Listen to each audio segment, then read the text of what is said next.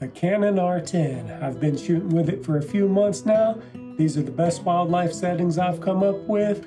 I thought you guys would enjoy them too, so thanks for watching. Let's dive right into it. Here in the first tab, the only thing I change is RAW. I always shoot in RAW to get the most data for post-processing.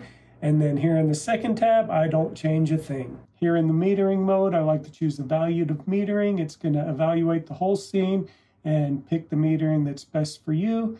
Some people like spot, but if you're using spot metering and you're just off of your critter a little bit, you can end up with an underexposed animal, and nobody wants that. I find evaluative metering works most of the time. Here in the fourth tab, I like auto white balance. I find it works pretty good. Picture style is something I changed to neutral. You don't really have to do that. It doesn't affect the final product when shooting RAW, but I hear it does affect the histogram and lets you just kind of better judge your highlights and shadows. Here in lens aberration correction, I do have that turned on, as well as the digital lens optimizer. It's where Canon's uploaded some profiles for different lenses just to kind of correct some little things that could be imperfect in the glass, help you get a better image when you upload it into your computer. And for wildlife, I have my multiple exposure, raw burst mode, and focus bracketing set to disabled. Here in tab 7, I have my drive mode set to high speed, not high speed plus. I find it gives me enough shots. I typically come home with about 500 shots just from my hour morning shoot, and I find that that works pretty good for me. But you could set it to H plus if you wanted to fire more and have a better chance of just getting the perfect image, say when a bald eagle's flying away or something like that. Interval timer disabled. Bulb timer is going to be disabled. Silent shutter function I have off. You could set it to on if you want a completely silent shutter. In another menu, we're going to set it to the lowest volume possible so you can still hear it when you're shooting, but it's not going to scare any critters away. Shutter mode, I like electronic. Some people go with mechanical. They feel like the electronic. You can get some rolling shutter in the wings, gives you kind of those weird bent wings, a little distortion. I find shooting high speed electronic shutter, I'm getting a pretty good keep rate, and that's what I like, but feel free to try mechanical if that's what you're into. Release shutter without a card, I have off. If I forget my SD card, I don't want it to release the shutter. I want it to prompt me to say, hey, we can't take a picture. Go back to your car, dummy, get your SD card, put it in the camera, then you can shoot. Tab 8, this is for video, digital image stabilization. I turn that to on. Touch shutter I have disabled. That's where you can use the viewfinder to release your shutter, and I don't want to accidentally do that, so I have that set to disabled. Image review, I have that set to off. That's where it's going to automatically show you the picture you just took on the viewfinder right after you took it for a couple seconds. I have that off for wildlife because we don't want to be looking at a picture we just took instead of what the animal's doing and miss our next shot. Don't change anything in tab 9. Movie recording size refers to if you press the top button on your camera, it'll start recording. Most of that is auto set by the camera, but you can choose the frame rate and the quality. I have it set to full HD, 60 frames per second, because that's going to be for my slow-mo film. The rest of the stuff we're going to do in the regular video dial. Everything else in tab 10 I leave the same. Now we're over in the autofocus menu, and this is the fun stuff. Autofocus operation, we have it set to servo. We hold down the button, it's going to track the animal as he moves forward and backward. It's going to keep refocusing basically. Whereas if you have it on one shot, that's kind of back when you used to put the one focal point on the animal's eye, hold the shutter button, refocus and take the picture. We're not doing that. We have tracking now, and it just works a lot better than the old method, which I've used for the last 12 years on my Canon 6D. Man, I'm enjoying this autofocus. Subject tracking, I have off. Subject to detect, animals, eye detection, enable. We're tracking animals and we want it to focus on their eyes. Subject tracking is something you turn on for video, where it's just always going to track that animal, but we're pressing the button to start and stop our tracking, so we want that off. Autofocus area, we're going to set to 1 point or spot. We're going to do most of our tracking with eye detection, which we'll set up on the back button focus in a little bit. And then we'll set up a second option for focus using this 1-point focus. If it sees a critter, it's going to pop on it. It's going to try to detect the body. If it detects the body, it's going to move to the head. If it detects the head, it's going to move to the eye. And this autofocus is amazing. I'll tell you what, I am focusing on the eyes of birds at probably 50 yards away. It doesn't hit every time, but it has a pretty good hit ratio. And we got another method I'm going to show you in a minute for if it misses. Now we're in section 2. This is where you have all the different cases. I leave this on auto, but you have several different cases for tracking sensitivity, accelerate, decelerate tracking. You can even go in and tweak it by little increments, but I find auto works here in tab 3. AF assist beam firing. I turn that off. It fires a little LED, helps with focusing. Gonna scare your critter. Don't want it on, I turn that off. Lens drive, when autofocus is impossible, that's where the lens is really gonna hunt to try and find focus. 2 ways of doing it: let it do its thing, or you can try and spin your focus ring, get it readjusted close manually, and then let the autofocus take over. I've been letting it hunt, seems to work all right, but you could try the other way if you find that it's hunting too much and not working for you. Touch and drag autofocus settings, I have that on. That's where you can use points on the viewfinder to drag your focus point around. You also have a joystick on this camera. It's just kind of preference what you want. Usually I use the joystick, but I have a Canon RP that has the touch and drag, and I'm used to using it on that camera. So sometimes I forget and I go to use it, and when I do, I want it to react.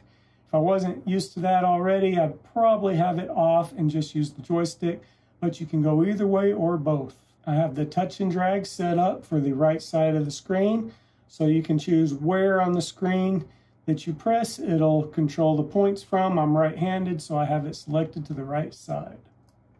Here in the 5th tab, I have manual focus peaking on.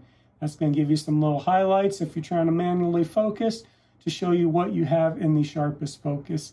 That comes to play here in tab 6. Lens electronic manual focused. 1-shot enabled magnify. That's what I put it on. So here in a little bit where I'm going to show you how to set up, if your autofocus doesn't catch the eye, you're going to choose 1-shot. You're going to manually focus, and when you do, it's going to automatically zoom in so you can get the sharpest focus on that critter's eyeball. Now we're in the playback menu.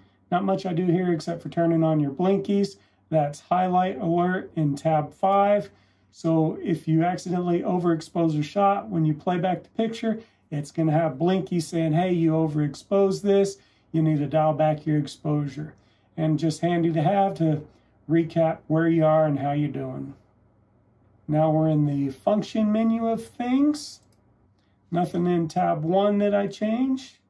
In tab 2, I have beat set to enabled. Then in volume, I have everything turned down to 1 except for touch sounds.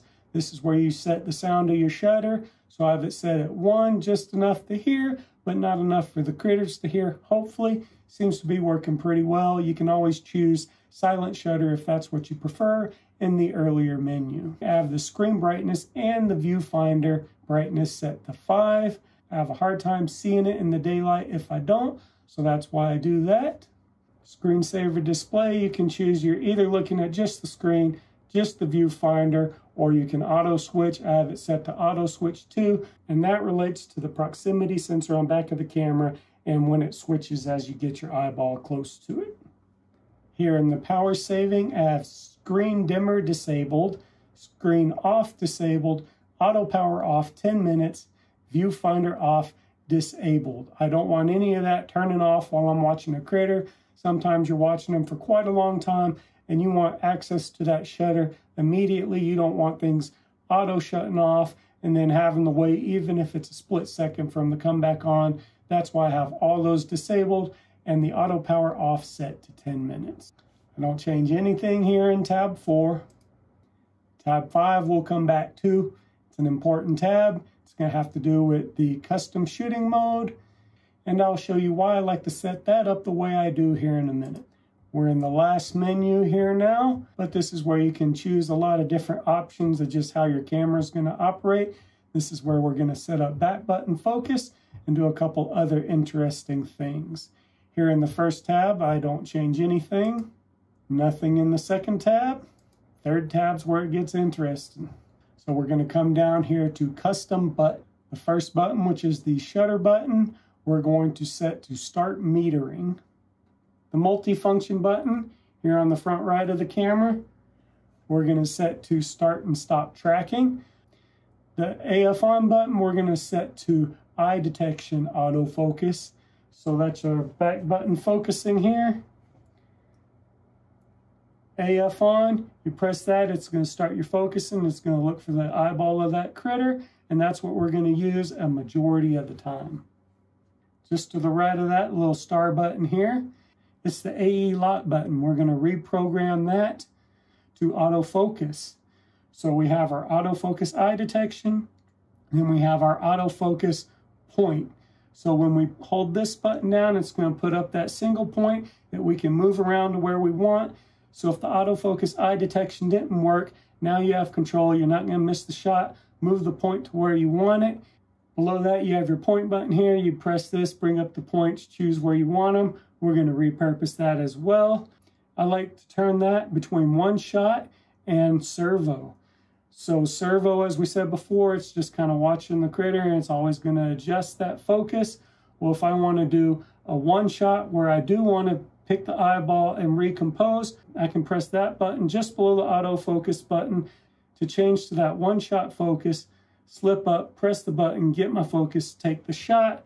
So now we have 3 different ways of focusing. Right here on the top back right of the camera, comes in really handy. I've used all 3 multiple times.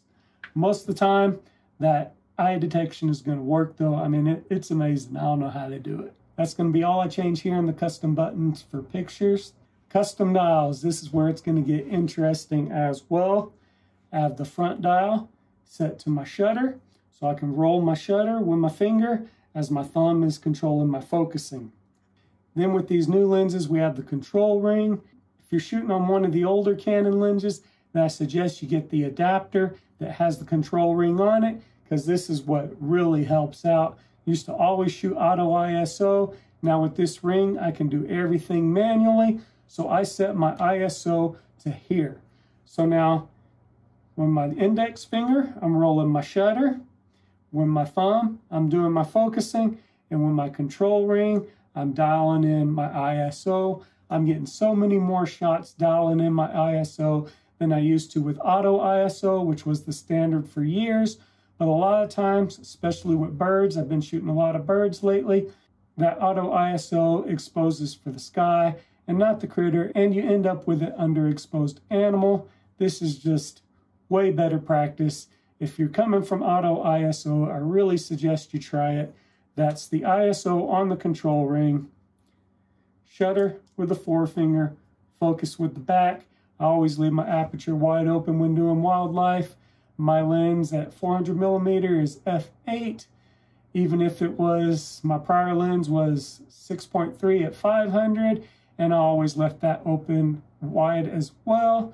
Probably do the same thing with an f4 lens.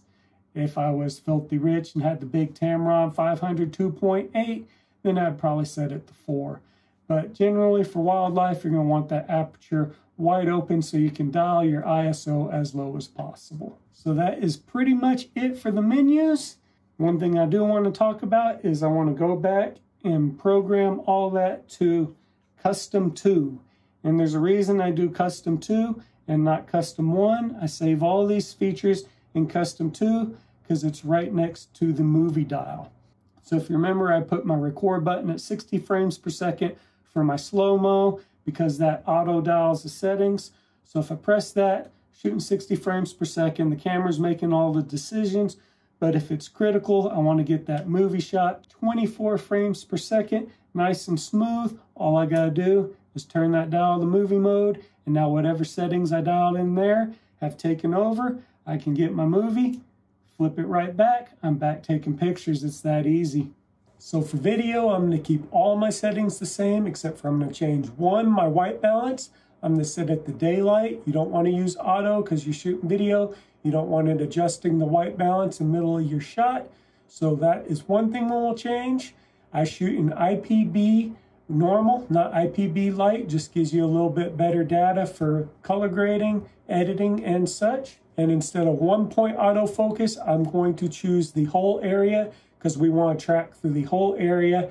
And that's where this multifunction button set to start and stop tracking will come in handy. So you switch to your video, you hit the start tracking, it's going to track any animal that comes into your screen or vehicle or person, whatever you have it set for. So what if you don't have a lens with a control ring? You're using some old Canon glass? Well, that is just fine too. While I really like the control rings, you can still use this manual method. What you're going to do is keep your shutter here, and then on the back dial, you're going to set up your ISO, and you're going to dial in your aperture just with the Q button and the touch screen. A little harder to do, but it's not that bad. You'll have to take your thumb off of focusing every once in a while to choose a new ISO, but it's still totally feasible. And with these new electronic viewfinders, you're seeing your exposure. It makes exposing for the animal a lot easier. So I hope you guys enjoyed it, and thanks a lot for watching.